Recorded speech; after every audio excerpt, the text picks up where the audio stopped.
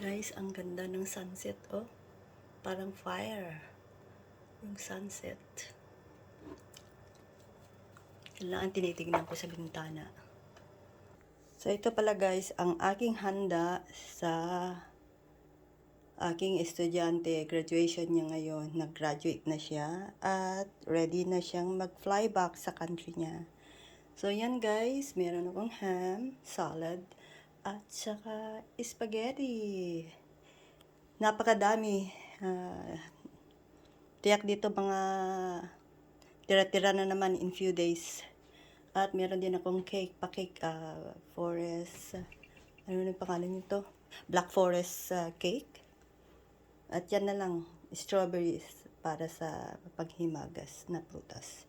Anyway, yung aking salad nga pala ay may apples, avocado, and mixed veggies. Summery mixed veggies. So, yan guys, ang aking handa. See, caramelize yung aking bacon, yung ham. So, matamis na matamis yan. Meron siyang pinya. Thanks for watching!